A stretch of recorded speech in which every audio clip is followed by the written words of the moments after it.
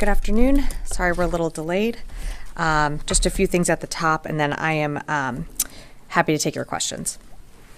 Yesterday, Secretary Austin and his counterparts from the UK and Australia concluded the third AUKUS Defense Ministerial meeting in London. In a series of meetings, the leaders reviewed progress made under the Enhanced Security Agreement over the last year and reaffirmed their commitment to the AUKUS partnership for decades to come. Together, the leaders reasserted that AUKUS offers a unique generational opportunity for our three nations to enhance our military capability, deepen our interoperability, and strengthen deterrence toward a shared vision of a free and open Indo-Pacific. The AUKUS Defense Ministers meeting communique outlining the partnership's historic progress is available on defense.gov. Switching gears, the department continues to monitor Tropical Storm Helene, which made landfall in the Big Bend area of Florida overnight as a Category 4 storm before weakening to a tropical storm. To support response efforts, Secretary Austin approved separate requests from the Florida and Georgia National Guards for a dual status commander in each state. A dual status commander is a National Guard, regular Army, or regular Air Force officer who is jointly managed by the commander of U.S. Northcom and the chief of the National Guard Bureau and is allowed by law to serve in federal and state statuses simultaneously. Florida has nearly 3,900 guardsmen, 450 tactical vehicles, 13 rotary wing assets, and 6 boats conducting emergency response missions in 21 counties around the state. North Carolina has 358 guardsmen activated, Georgia has more than 300 guardsmen on orders, and Alabama has 43 guardsmen on orders and standing by. And on the active duty side, Northcom has deployed a small team to Florida to be prepared to respond quickly to FEMA requests for assistance. As you know, this is a rapidly evolving situation. The department remains prepared to support response efforts as necessary. And for further questions about National Guard missions, I would direct you to contact the specific states in question. For active duty support efforts to FEMA, please contact U.S. Northern Command. And for service-specific evacuation efforts, it's best to contact the services directly. And last, I know you're seeing reports circulate about a strike in Lebanon. Secretary Austin spoke by phone earlier today to his Israeli counterpart, Minister Gallant. The United States was not involved in this operation, and we had no advanced warning. Minister Gallant spoke with Secretary Austin as the operation was already underway. This operation happened within the last few hours. We are still assessing the event and don't have any additional information or any further specifics to provide at this time. But with that, I'd be happy to take your questions. I don't see AP in the room. I'm going to go to the phone and then happy to come back. Lita Baldor, AP. Hi, thanks, Sabrina. A couple questions on Iraq. Will all of the troops that are currently at Baghdad and Assad be transferred to Erbil, or will some come home initially? And if so, can you give a rough estimate of the number that will actually depart the country? And then secondly, as this evolves and the U.S. pulls troops out of those areas, do you expect there will still be 2,500 troops in Iraq at the end of this? Or what is the Pentagon's rough estimate right now as to the number that will remain in the country? Thanks, Lita, for the question. So in terms of an announcement, I think we'll have more to share later today. As you know, the global coalition under Combined Joint Task Force Operation Inherent Resolve, that mission is changing from the global coalition to a bilateral security partnership with the Iraqi government. I don't have, numbers to read out and locations to share with you, but I think it's fair to say that, our footprint is going to be changing within the country, but for more specifics, I'm just not going to be able to go into those details at this time. I think we will have more to share later today, but from here, I don't have any more specifics to add. I'll come in the room. Phil. Thanks. I know you don't have a lot of information about these strikes, but it's quite an event. And can you give us any sense, first of all, whether you know if Hezbollah leader Nasrallah is alive? I don't have any information on the strike itself. We're still gathering information as this just happened a few hours ago. So I would refer you, to others to speak to this operation. I just don't have any more. Okay, and you know, since the United States is pursuing a ceasefire, Yeah. you know, what was Secretary Austin's reaction to this news as he learned of it, and what was the discussion like with his Israeli counterpart as it was going on? Well, I think, you know, as I mentioned in the top, the secretary was, well, first I would say that we were not given an advanced warning of this operation. You know, the secretary spoke with Minister Gallant when the operation was already underway. Having no involvement, having no knowledge that this strike was actually going to occur, we're still pulling for more details and trying to understand the operation itself. In terms of their conversation, I think you've heard me say it, you know, these are pretty direct conversations that he has with Minister Gallant. He has them frequently, you know, sometimes multiple calls during the day, sometimes almost every day. You know, I'm not going to get into further details of the call, but I can tell you that, you know, other than having no knowledge or no involvement of this strike, the United States, you saw announcements from the president and other world leaders. We're going to continue to urge for a diplomatic solution. We want to see, you know, tensions quell in the region, and so we're going to continue to push on that front. Did his Israeli counterpart confirm that Nasrallah was the target of the strike? I'm not going to go into more details other than what I read out at the top of the top of my remarks. Natasha. Thanks, Sabrina. How concerned is the Secretary that this latest strike on Beirut, which appeared to target Nasrallah, is going to precipitate Iran's involvement now in a broader war? And also, have any plans for a non-combatant evacuation operation now been sped up in light of these events? So I think that remains to be seen. We're still gathering information. As you know, it just happened a few hours ago. So, you know, we're still assessing, and, you know, when we have more details to share, if we can, we will. In terms of, you know, any type of evacuation, and I know you've heard me say it here before, but, you know, we plan for all types of contingencies. We are a planning organization. We have assets in the region to support, you know, any type of event. Should we need to? At this time, I don't have any more details to provide. Will. So the Houthis claim today that they carry out an attack with about 24 ballistic missiles and drones targeting 3 destroyers, and that they hit them. Do you have any information about that, especially whether any U.S. ships were damaged in that incident? I can confirm that no U.S. ships were damaged or hit. There was no injuries to U.S. personnel. We did see a complex attack launched from the Houthis that ranged from, you know, cruise missiles and UAVs. My understanding is that those were either engaged and shot down or failed, but at no time did, you know, any hit a U.S. ship. Is it the U.S. assessment that the U.S. warships were the target of that attack, or were they other vessels that were potentially the target? Sometimes it's hard to tell whether they're being shot in the vicinity of a U.S. ship or targeting another vessel.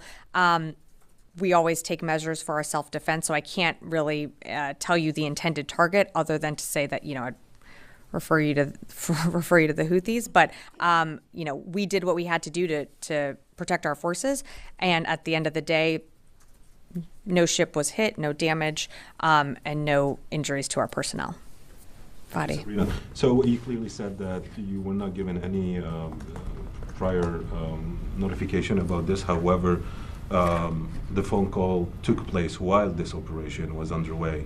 So during that phone call, did Mr. Gallant inform Secretary Austin about the operation? Yeah, so I'm just not going to get into more details of the call. Fadi, what I can tell you is exactly what I said at the beginning, which you can, you know, take inferences from that. But Minister Gallant spoke with Secretary Austin as this operation was already underway. Again, it happened within the last few hours, so we're trying to get more details. And I believe on Wednesday you said you haven't seen any indication that there's any imminent Israeli incursion into Lebanon. However, today the Israelis announced, the IDF, that they're mobilizing 2 of their brigades in the north. Does this recent activity change your assessment of the situation on the northern border of Israel and whether they're preparing for an invasion? somewhat to Natasha's question, we're still assessing, and that remains to be seen. We certainly don't think a ground incursion is the right path forward.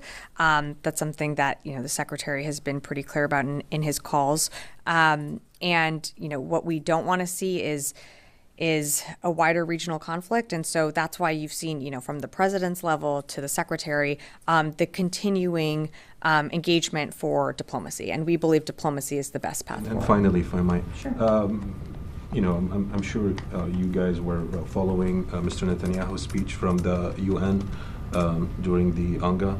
Was that a speech that gave you hope that the diplomatic solution can succeed and the Israelis are open to a diplomatic solution? I think every time that we engage the Israelis, we have a good and direct conversation with them. I think diplomacy is not off the table. I think everyone wants to see this resolved, and the way it is going to get resolved is through diplomatic channels. So we're going to continue to push for that. I'm going to go to the phones, and then I'll come back in the room. I saw you, Charlie. Carla Babb, VOA. Hey, Sabrina, thanks for doing this. Just to follow up with what you told Lita on Iraq, you said the footprint was changing. Is the U.S. withdrawing from Iraq? If your answer is that the U.S. is not withdrawing from Iraq, can you at least tell us how the footprint is changing, whether it's increasing or decreasing troop numbers? And then finally, just how important is the Iraqi partnership with U.S. military right now? Thanks, Carla. So, nope, the U.S. is not withdrawing from Iraq. Nope, I cannot get into more details on what that footprint is going to look like. Again, as I mentioned when Lita asked her question as well, I think we'll have more details to share later today, but I'm just not going to get into details from the podium right now. In terms of our relationship with the Iraqi security forces and the Iraqi government, it's a crucial one, and it's one that we certainly value. We are in Iraq at the invitation of the Iraqi government. And our partnership has led to the success of diminishing ISIS from what it was 10 years ago to where it is today. The strongholds that they had in Iraq, they don't have those anymore, or not what they used to. So we certainly value the partnership that we had and continue to have with the Iraqi government. And this is a step in our relationship and a progress towards a bilateral security agreement. And, we'll have more details to share when we're ready. I'm going to go to the next question. Jeff Shogel, Task and Purpose. Thank you. Whether or not Hassan Nasrallah is alive or dead, the situation in the Middle East has escalated. Is the Defense Department sending any more troops, aircraft, other assets to the region? And before you had announced that the Pentagon announced a small number of troops had deployed to the region. Is there any information about how many, what units, and what type? For example, are these air defense batteries, or are these troops preparing for a possible NEO of Lebanon? Thank you. Thanks, Jeff, for the question. So no force posture changes to announce at this time. In terms of that small contingency that we've sent forward, I just don't have more details to provide at this time. Again, we are a planning organization. We plan for a wide range of different events that could occur, but I just don't have, I'm just not going to be able to get into more specifics from here. Charlie. Sabrina, thank you. I just want to drill down on the timing of the Austin Gallant phone call. You said a couple of times already, while the operation was underway. Mm-hmm. This wasn't done before the operation had begun. So as it was underway is when they spoke. That's correct. But they didn't discuss that in itself doesn't suggest advance warning. So as it was happening, he may have informed. I believe I said we did not receive any advance warning. So that is correct. We did not receive any advance warning. But it stands to reason if they're in the middle of a phone conversation, they might say this is happening now. That may not be in advance, but it is underway.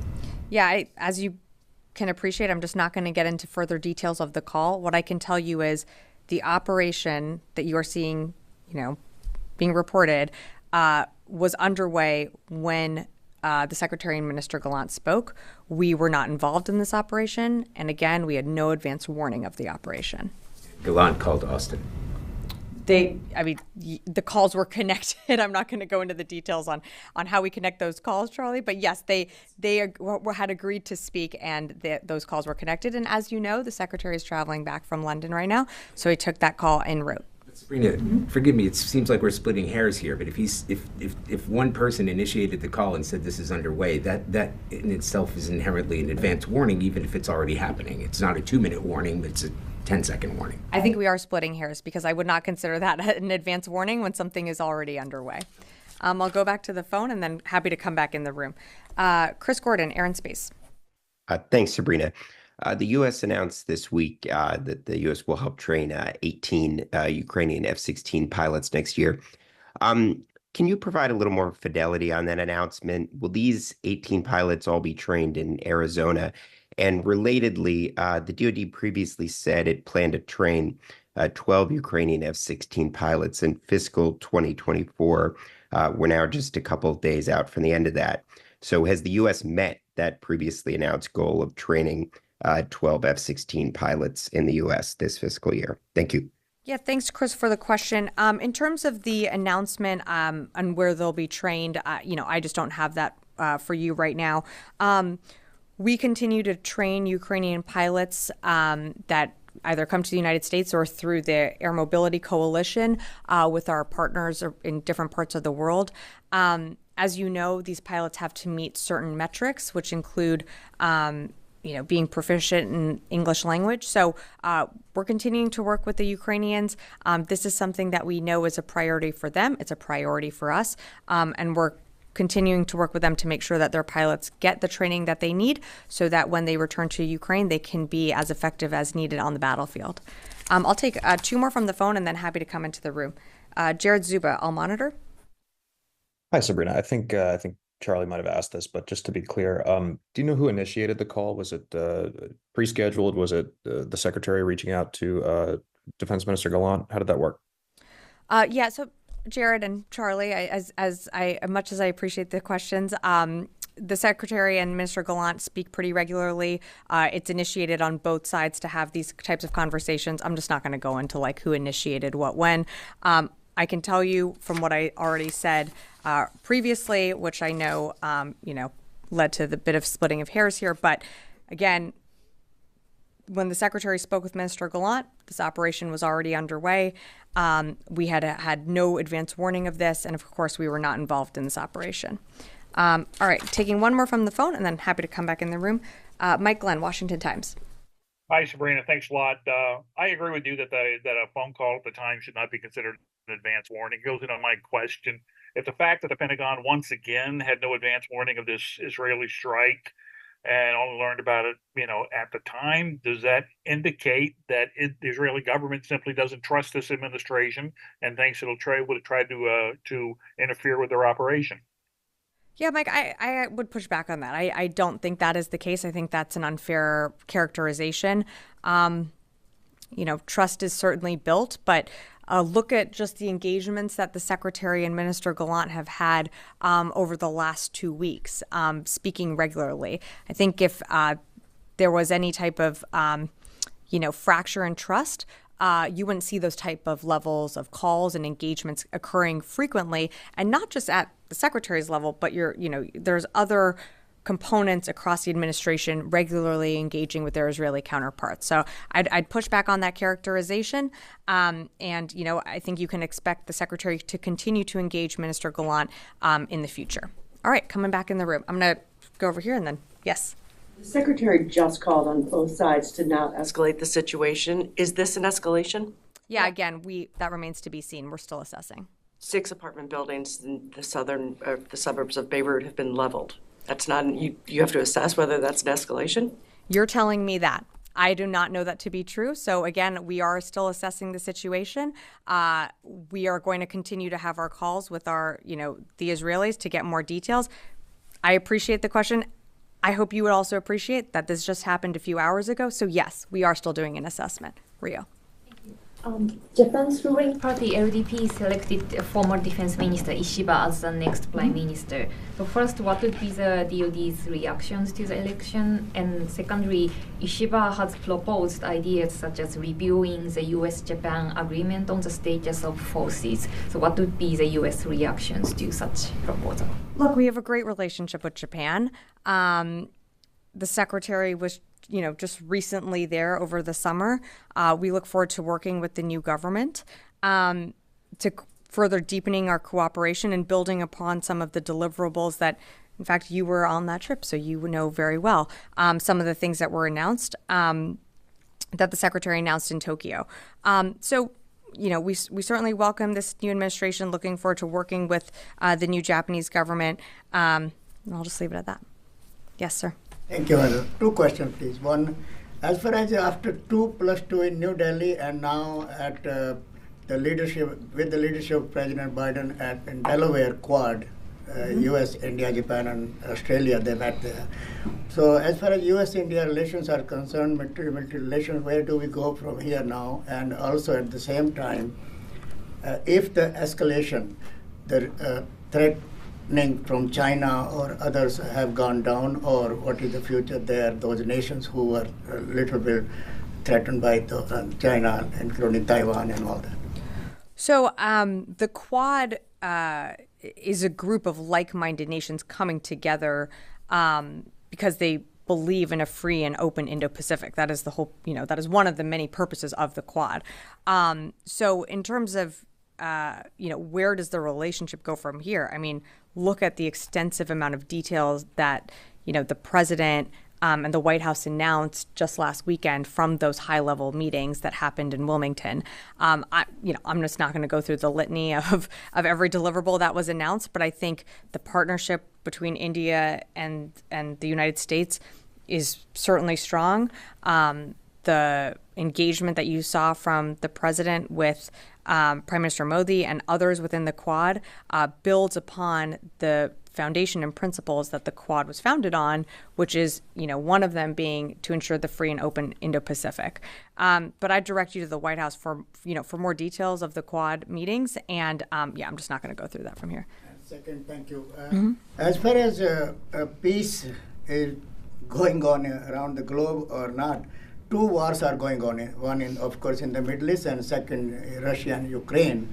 And everybody is trying to bring peace between those nations and those regions, including the Prime Minister of India tried, and now President Zelensky was in the White House yesterday, and today he's meeting with former President Trump in New York.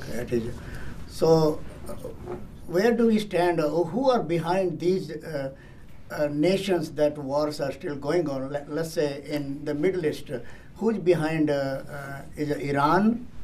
Or, of course, Hamas and Abdullah, but Iran or any other nations they are involved. And as far as Russia and Ukraine is concerned, who's behind those wars there? What an interesting question. I think it's pretty clear that when the war in Ukraine started, it was, directed by Russia's head of state, and we know Vladimir Putin certainly has his agenda set on Ukraine. I don't have to go into detail the work that this administration has done to ensure Ukraine gets what it needs in order to continue to fight every single day to take back its sovereign territory. And, I'm not going to go through, a historical look back over the last 2.5 years or, the last year, but, on October 7th, a terrorist organization brutally attacked Israel, and I think what happened and unfolded since then. Yeah. I have two questions. First one, there are some reports claiming that the U.S. Cut off intelligence sharing with the Israeli regarding to the current operation in Lebanon. Do you confirm that, or are you still sharing the intelligence with them? We still regularly coordinate with the Israeli government and share intelligence.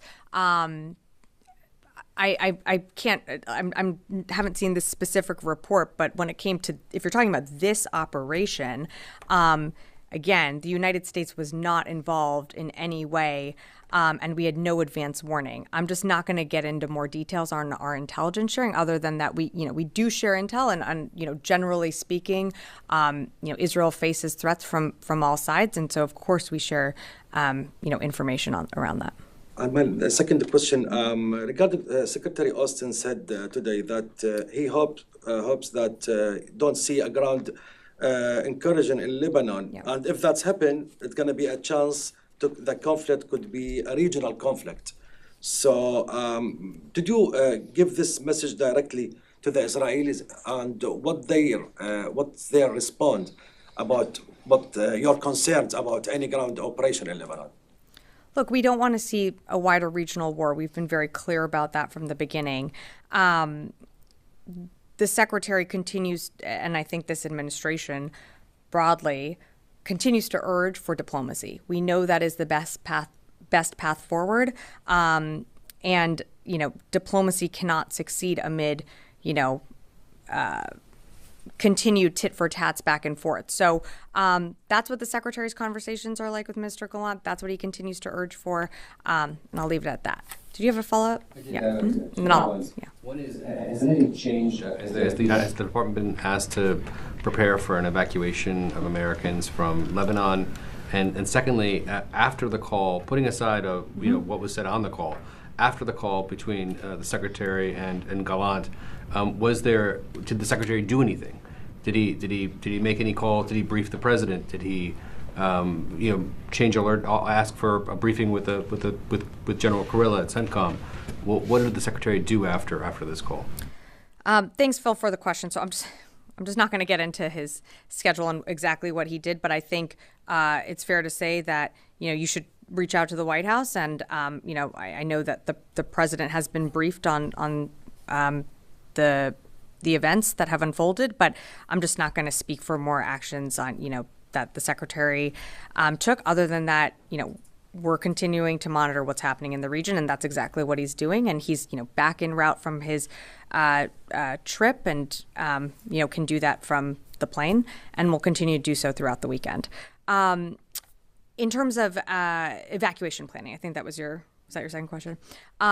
Again, we plan for all types of contingencies, all types of events anywhere in the world.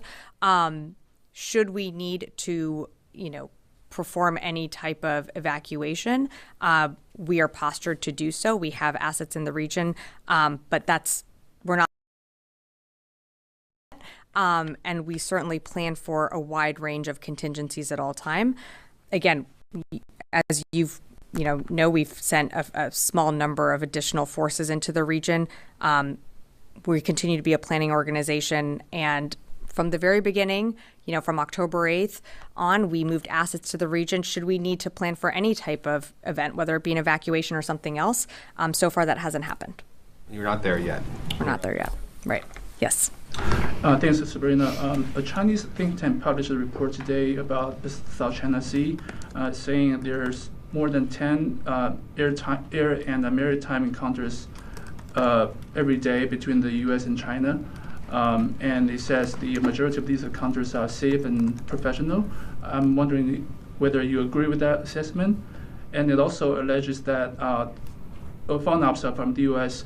poses a threat to maritime freedom in the South China Sea. And do you have any comment on that? I haven't seen the report, so I candidly can't comment on that. I can tell you with strong confidence that we stand for the freedom of navigation, and we will continue to sail, fly, and operate anywhere in the world in international waters. I'll leave it at that. Yeah. I had a follow-up about the AUKUS defense ministerial meetings from yesterday. The Secretary mentioned in his remarks that the AUKUS innovation leads are developing a robust two-year agenda to work with industry. What would the Secretary be looking for from that agenda, and any advice that he would have for industry that want to participate in Pillar 2 activities? I would refer you to the joint communique that's online. I think that has more details that would probably address some of your questions. Will. The Israelis have said that they secured $8.7 billion in new aid from the United States military aid, including for their current operations in Lebanon. Can you confirm that and provide any details on that, if so? Yeah, I think there's a bit of confusion here, Will, so I'm actually glad you asked that. So the assistance referenced, what you were just referencing, is from the supplemental appropriation for emergency assistance to Israel that Congress passed and that the president signed into law earlier this year. A significant portion of that aid will go to strengthen Israel's air defenses as Israel continues to face attacks and threats from Iran and its proxies. So again, this is previously announced assistance, and for more, I direct you to the State Department. Not specifically linked to Lebanon, which is what they had said it was. Right, this was previously announced when the supplemental passed, which was back in April, I think. Yeah. Fadi? Yeah, Yes, and then I'll go to Louis. so in addition to the support air defenses in Israel, this package includes, according to the Israeli section, that has to do with supporting what they call war effort. Can you explain to me the logic of this administration, trying to understand here? On the one hand, you want diplomacy to succeed. You don't think escalation is the solution. Netanyahu from the UN, UNGA, says clearly he's going to continue the war. At the same time, you provide him with the weapons to continue the war. Can you explain that to me, please? Fadi, as you know, Israel faces threats from Iran and its proxy groups and was brutally attacked on October 7th. So this administration has been clear that in the face of those attacks and consistent threats, almost every single day, and again, October 7th, I direct you to the fact that an Iran-backed group brutally attacked Israel that day. This administration, this president, has been committed to providing Israel the support for its self-defense. This FMS supplemental package, as you know, these are, sales and assistance that can take a very, very long time. So I just want to be clear that, yes, we are still providing Israel assistance that it needs in its self-defense, but some of what, Congress appropriated out in the supplemental is going to take some time. Just like for Ukraine, the supplemental that was allocated for Ukraine, some of that is PDA coming directly off our shelves. Some of that is USAI that can take a year, 2 years longer to reach the front lines. Does that help? I mean, I understand you keep referring to October 7th. What about October 8th? What about October 9th? What about 41,000 Palestinian dead later? What about what's happening in Lebanon? Is this still within Israel's right to defend itself? I think we've been pretty clear, Fadi, and we've had, conversations about this. We don't support, innocent civilian dies. We believe that, the casualty count is too high. And you've seen the secretary emphasize that in his calls, from very early on. That's why we continue to urge for diplomatic means to resolve what's happening in the Middle East. And I have to direct you back to the point that it's not just the United States pushing for this. There are Arab nations pushing for this. There are European countries pushing for the need for a diplomatic resolve. And so, we're going to keep trying. We're going to keep working hard every single day to make sure that happens. And we're going to keep having frank and honest conversations with our Israeli counterparts. Louis, did you have a question? Yeah. Clarifications, please. When you've been saying we were not informed with regards to this operation, are you saying we, the Pentagon, or we, the United States? We, the United States. Let me clarify. I speak on behalf of the Department of Defense. So I will say that on behalf of the Department of Defense, we were not notified about this operation. Is it possible that other parts of the United States government may have been informed, and not specifically the leadership in this building, but maybe somewhere else? Again, not going to speak, I'm not at the another podium here, but I think that's highly unlikely. And then the other clarification, you were asked earlier whether you were seeing signs of any imminent ground incursion, which you spoke to last week. Can you say that whether you're now seeing signs of an imminent ground incursion, because your answer last time earlier today was we don't think a ground incursion is the right path forward. Are you inferring that there will be something happening in short order, or again, can you just clarify what you're... I'm not inferring anything. I'm saying that we do not believe a ground incursion is the right path forward. We are continuing to engage our, the Secretary engaged Minister Gallant today. We certainly want to see a path towards diplomacy. And just to clarify, because I don't want to split hairs here, and while I'm not speaking at the White House podium, I just want to be very clear that when I think definitively when I say we, I think I can broadly say the United States was not and had no knowledge of this operation and was not giving advance warning. Again. The call happened as it was underway, so I just want to be super clear that words are not parsed. That there's any indication that another building or agency had a heads up. I think we are all on the same sheet here that the United States had no knowledge of this. Okay. And again, on this imminent, because sure you've just given the same answer, that we don't think the ground incursion is the right path. Yeah. Since you've previously said we do not see any sign of an imminent ground incursion, are you still not seeing any imminent sign of a ground incursion? As of right now, I mean, one, I don't want to speak for the Israelis. As of today, we're not seeing that, but I would refer you to them to speak to their own operations. Charlie, did you have one more, and then we can wrap up? One more question. You have repeatedly said that the U.S. military has the capacity for a mass evacuation if necessary. You have the capability. As of a few hours ago, the specter of that mass evacuation might have edged closer.